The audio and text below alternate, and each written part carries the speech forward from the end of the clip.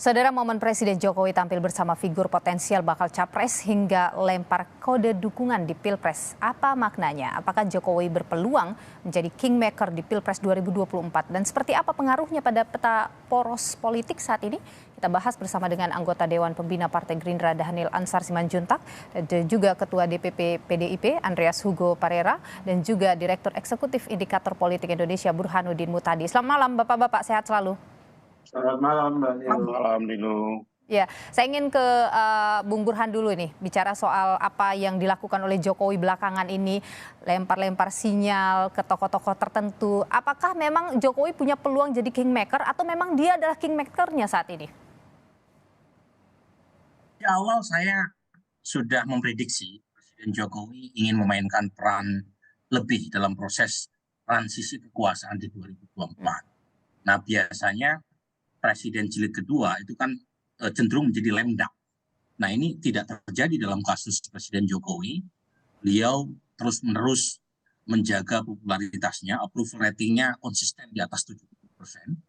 Dan karena ada batasan konstitusional untuk maju di kali ketiga, maka bacaan para analis terhadap langkah Presiden Jokowi di periode kedua yang selalu kencang untuk mempertahankan popularitasnya itu tiada lain kecuali untuk menjadi kingmaker yang menentukan siapa capres di 2024. Indikasinya sangat banyak untuk mengatakan bahwa Presiden Jokowi sejak menit pertama setelah beliau dilantik sebagai presiden periode kedua itu ingin memainkan peran yang sangat krusial dalam menentukan peta pencapresan 2024. Dan Jokowi bisa?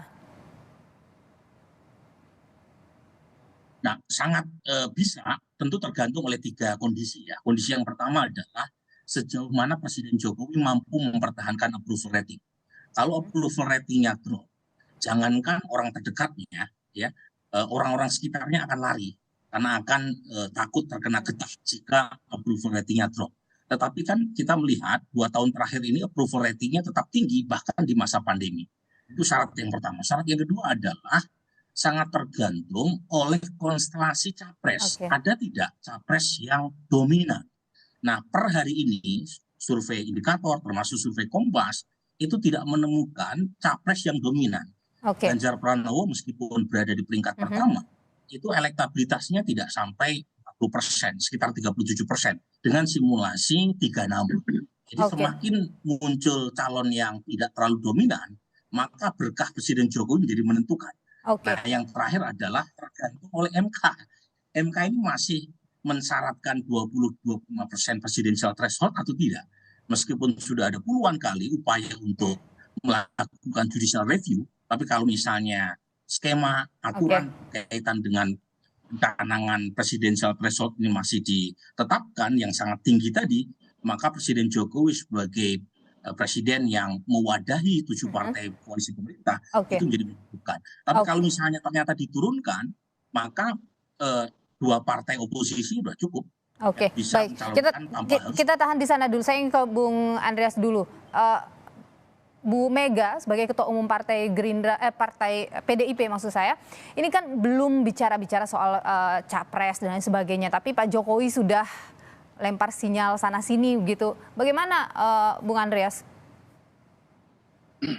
Saya kira Pak Jokowi tidak bicara soal capres, tapi Pak Jokowi artinya mempertemukan ya yang kita tahu bahwa semua figur-figur yang ada dalam hal ini misalnya Mas Ganjar, kemudian Pak Prabowo di dalam pertemuan seperti itu sangat mungkin untuk diinterpretasikan ya. Artinya dalam arti bahwa masyarakat berinterpretasi, para pengamat berinterpretasi bahwa ini dalam rangka upaya untuk kalau saya katakan Pak Jokowi ya sebagai presiden yang seperti tadi Mas Burhan sampaikan mempunyai approval rating yang tinggi, dan juga Pak Jokowi selama ini bekerja keras di dalam 2 periode sebagai presiden, tentu ingin meninggalkan legasi dan legasinya itu dilanjutkan gitu.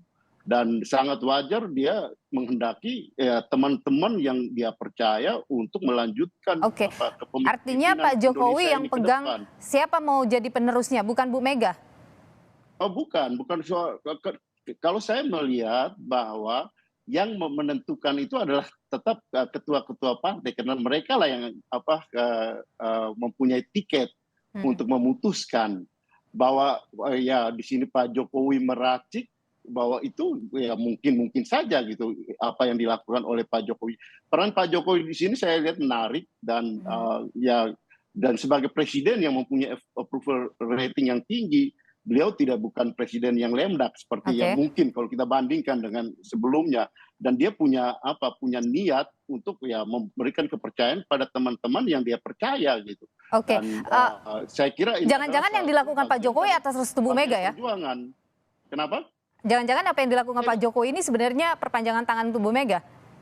Silakan itu bisa diinterpretasikan oleh masyarakat, tapi menurut saya peran Pak Jokowi ini adalah bagian dari peran ya memperjuangkan sesuatu yang dia yakini baik, apalagi ketika di dalam proses perjalanan ini ada belum apa-apa ada yang sudah mengatakan bahwa mereka memajukan calon yang antitesis terhadap dirinya. Saya kira sangat pantas kalau Pak Jokowi kemudian mengambil sikap untuk ya mencari. Mbak Puan gimana dong posisinya nanti, Bung Andreas? Mencari orang yang mempunyai satu tesis dan mempunyai peluang untuk memenangkan kontestasi ini penting. Dan saya kira ya. Kalau Pak Jokowi kemudian mesra dengan Pak Prabowo, dengan Ganjar, kemudian peluangnya Mbak Puan gimana dong? Karena Mbak Puan kan disebut-sebut akan jadi juga di PDIP, dari PDIP. Saya tidak ingin mempertentangkan itu bukan wilayah kita untuk mempertentangkan, tapi mencari yang terbaik itu adalah ya saya kira haknya Pak Jokowi juga gitu untuk memainkan peran ini, dan menurut saya ini adalah bagian dari perjuangan apa yang dilakukan oleh Pak Jokowi, sehingga dengan demikian kalau saya melihat misalnya ya sekarang setelah kepemimpinan Pak Jokowi muncul pemimpin yang antitesis terhadap dirinya, itu kan pasti saya kira siapapun tidak menghendaki hal tersebut terjadi gitu. Baik, kita tahan di sana. Apa yang sangat rasional, menurut saya sangat rasional apa yang dilakukan oleh Pak Jokowi, karena ya dia tentu berharap orang yang melanjutkan, memenangkan, dan kemudian melanjutkan apa yang dia pikirkan yang terbaik buat diri. Baik, kita tahan di sana dulu, Bung Andreas. Saya ingin ke Bung Daniel dulu. Bung Daniel, Pak Prabowo ini makin mesra dengan Pak Jokowi, makin mesra juga dengan Ganjar Pranowo. Bagaimana sih ini sebenarnya, apa langkah Gerindra di Pilpres 2024? Apa yang lagi dibangun? Mbak Nilu, Pak Prabowo, Partai Gerindra biasa mesra dengan siapapun. Jadi kita terbuka dan bersahabat dengan seluruh partai politik, dengan seluruh tokoh. Seperti berulang saya sampaikan, tentu konsepsi dan visi utama kontestasi kita pada 2024 nanti adalah menjaga persatuan, berkompetisi dengan sehat, dengan tidak mengorbankan persatuan kita sebagai bangsa dan negara. Itu yang pertama, Mbak Nilu. Kemudian kedua, terkait dengan cawapres Pak Prabowo, tentu Partai Gerindra sudah berkoalisi dengan Partai PKB, dan pembicaraan terkait siapa yang akan menjadi wapres Pak Prabowo nanti akan dibahas dan ditentukan oleh Pak Prabowo dan Cak Imin, dalam hal ini Ketua Umum PKB. Namun Gerindra, PKB, Pak Prabowo dan Cak Imin berkomitmen untuk membangun kekuatan yang lebih besar. Artinya kami ingin berkompetisi untuk menang, dan kami ingin merangkul semua pihak yang ingin punya visi sama dengan Gerindra dan PKB. Artinya tentu ketika misalnya akan mendekati Mas Ganjar atau mendekati siapapun atau ingin mengajak siapapun, tentu etikanya kami tentu harus bertemu dan bersepakat dengan PDIP misalnya, dalam hal ini Ibu Megawati, kemudian dengan yang lain misalnya dengan Golkar, tentu kami harus bersepakat dengan Golkar. Dan Bung Daniel, yang jelas Gerindra terbuka dengan siapapun. Maaf, saya tahan di sana dulu. Saya ingin tanya begini, Bung Daniel. Apakah memang kalau tadi kita lihat bersama Pak Hashim sudah menyebut bahwa Prabowo harus jadi capres apapun itu yang terjadi. Apakah itu artinya Gerindra sudah menutup capres yang lain, hanya Prabowo saja capresnya begitu. Kalaupun nanti ada Ganjar, meskipun Ganjar misalnya surveinya di beberapa survei itu lebih tinggi dari Pak Prabowo, tidak bisa. Capres tetap adalah Prabowo Subianto. Mbak Niluh, amanah Gerindra, seluruh kader Gerindra, keputusan Gerindra dalam hal ini tentu adalah mencapreskan Pak Prabowo, dan itu final bagi Gerindra. Dan kita tentu membuka diri untuk komunikasi dengan semua pihak.